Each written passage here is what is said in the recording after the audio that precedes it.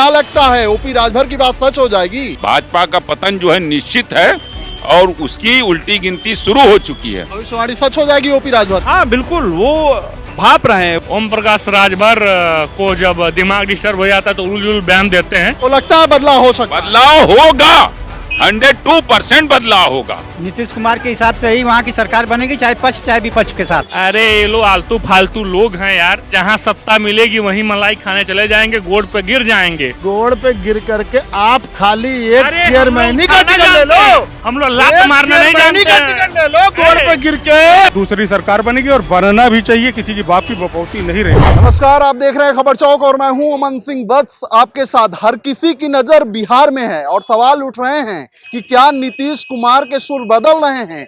क्या बिहार से एनडीए को झटका लगने वाला है? क्या योगी सरकार में मंत्री ओपी राजभर की कही बात सच होने वाली है?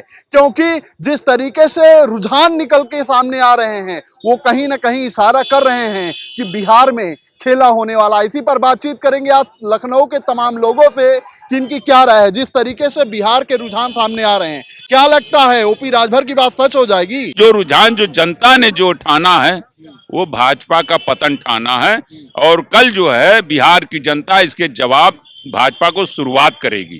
भाजपा का पतन जो है निश्चित है और उसकी उल्टी गिनती शुरू हो चुकी है और बिहार की जनता इसका भरपूर जवाब देगी और ये उल्टे पैर केंद्र की सत्ता भी गंवाएंगे। क्या ओपी राजभर की कई बात सच हो जाएगी? तेजस्वी बन जाएंगे सीएम? कभी कभी किसी के जबान पे सरस्वती बैठती हैं, तो हो सकता है ओपी राजभर के जबान पे सरस्वती आ गई हो तो उन्होंने कह दिया और वो सच साबित हो जाए।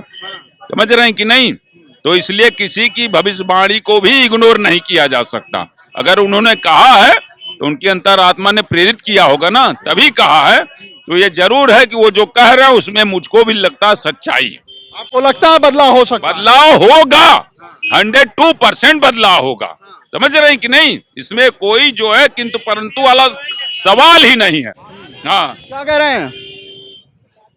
देखिए, जो दादा कह रहे हैं बिल्कुल सही है और ओम प्रकाश राजभर भी जमीनी नेता है। जिस तरीके से अभी आंकड़ों में चौंकाने वाले जो परिवर्तन देखने को मिल रहे हैं, 30 लाख से ज्यादा मतदान जो हुआ है SIR 65 लाख वोट काटे जाने के बाद, तो ये एक अद्भुत परिवर्तन होने वाला है और आने वाले समय में तेजस्वी एक मैंडेट के साथ मुख्यमंत्री होने वाले हैं और आने वाले समय में बिहार से ही बदलाव का जो धुरी है घूमने वाली है। भविष्यवाणी सच हो जाएगी ओपी राजभर? हाँ बिल्कुल, वो भाप रहे हैं। वो रामविलास पासवान जैसे माहौल को देख रहे हैं। जिस तरीके से नीतीश जो है पलटू राम के नाम से जाने जाते हैं, अभी संभावनाएं तलाश रहे हैं आने वाले समय में क्या उनको क्या योगदान देती है तेजस्वी, ये देखना पड़ेगा। लेकिन जिस तरीके से उनको मेढक कहा जाता था, ये कहा जाता था दल बदलू हैं, तब भी इस तरीके से उनकी भविष्यवाणी सच हो रही है। क्या लगता है आपको? नहीं, देखिए, भविष्यवाणी का मामला ये है कि वो आदमी, देखो, एक बात कहा उसने, कहा देश के अंदर 80 से ज्यादा कैबिनेट मंत्री, कम से कम 10 से ज्यादा पूरे भारत के राज्यों के मुख्यमंत्री और प्रधानमंत्री, गृह मंत्री, सबसे एक लड़का लड़ रहा है। तो कहीं ना कहीं अगर इतना बड़ा मैंडेट बदलाव जनता नहीं बदलाव चाह रही है तो सरकार भी है, शासन भी है, प्रशासन भी है, उसके बियॉन्ड अगर सरकार बन रही तो इसका मतलब देश के अंदर बदलाव, देश बदलाव चाह रहा है। कह रहे हैं देश बदलाव चाह रहा है। आपको क्या लगता है बिहार में होगा बदलाव? देखिए, बदलाव तो नहीं होगा, एनडीए की सरकार बनेगी। अभी ये कह रहे हैं 23 साल के युवा, क्या युवा फिर चाहता है जंगल राज स्थापित करना? 2005 तक तो उन्हीं के इर्द गिर्द सरकारें रहीं और वो दौर था कि व्यवसायियों से अवैध वसूलियां होती, दुकानदारों को लूट लिया जाता था। फिर वापस जंगल राज जनता नहीं चाहती है, जनता सुशासन की सरकार चाहती है और जनता जानती है नीतीश कुमार पे भरोसा। ये लोग जो कह रहे हैं वो तो कह ही रहे हैं, आपके सरकार में मंत्री हैं, भाजपा सरकार में ओपी राजभर, वो खुद कह रहे हैं कि तेजस्वी बन जाएगी सरकार।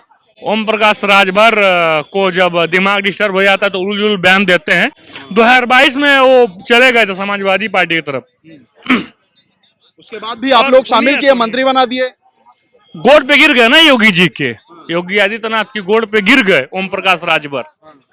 ओम प्रकाश राजभर गिर गए कि योगी जी मुझे बचा लो, नहीं तो मेरा कोई अस्तित्व तो नहीं रह जाएगा उत्तर प्रदेश। उनकी कोई भविष्यवाणी सच नहीं होने वाली। अरे ये लोग आलतू फालतू लोग हैं यार, ये जहाँ सत्ता मिलेगी वहीं मलाई खाने चले जाएंगे, गोड़ पे गिर जाएंगे।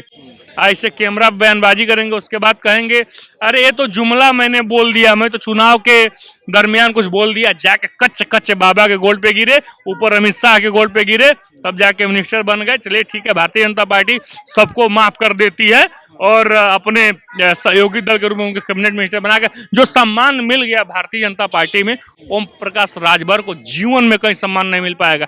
2017 तक काहे विधायक बन पाए? 2017 में जब हमारे आए तो हम लोग के सहयोग से विधायक बने, काहे 2017 पहले विधायक बन गए। तो जनाधार होगा तभी भाजपा वाले ले लिए, नहीं क्यों लेते? कोई जनाधार नहीं उनका। स्वामी प्रसाद मौर्य को तो नहीं ले लेते। देखिए, जिसका इच्छा है वो हमारी दल में आए, भारतीय जनता पार्टी में आज सबका स्वागत करते हैं, हम भगाते नहीं है किसी को। कह रहे हैं ओपी राजभर का कोई जनाधार नहीं है, भाजपा के सहयोग से विधायक बन गए यार। देखिए ये हमारा भाई है। अच्छा ये जानते हो क्यों नहीं बोल रहा है? क्योंकि भाजपा एनडीए सरकार में उत्तर प्रदेश में है। वो माननीय ओम प्रकाश राजभर जी बिहार में मुख्यमंत्री बनने जा रहे हैं ना कि उत्तर प्रदेश में। सपना में बनेंगे, सपना में मुख्यमंत्री बनने जा रहे हैं बिहार में। अनुभवी नेता है, वहां प्रचार करने गए थे, कुछ तो जानकारी उनको मिली होगी, क्यों नेताजी? इनको अभी कुछ जानकारी नहीं पार्टी के बारे में।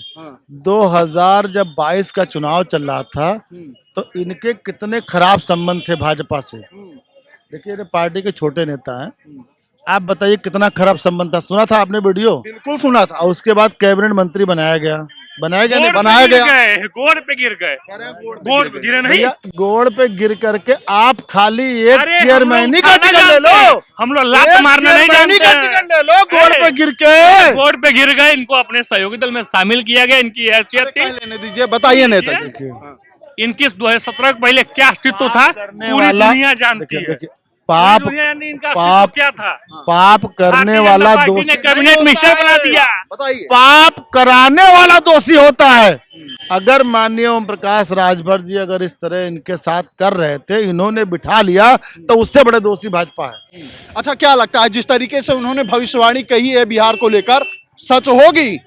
देखो वो सही नहीं बोल पाए, बोलना अपने मुंह से नहीं बोल रहे, अपने मुंह से बोलना नहीं चाह रहे थे। वो मुख्यमंत्री बनने जा रहे हैं, बिहार के मुख्यमंत्री वही बनेंगे, ओपी राजभर।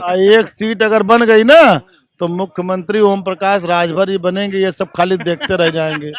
और वो जो अपना नीतीश भाई है ना, नीतीश भाई से बड़ा बिजनेसमैन कोई नहीं है। जैसे राजनीति भी तो बिजनेस ही है, मालूम नहीं मालूम? हमको तो नहीं मालूम। राजनीति सोचे जनसेवा होगी, ये जनसेवा नहीं है। अच्छा जनसेवा होती, जनसेवा में कितना पैसा आपने कमा लिया? यहाँ पैसा लेके आए हो क्या?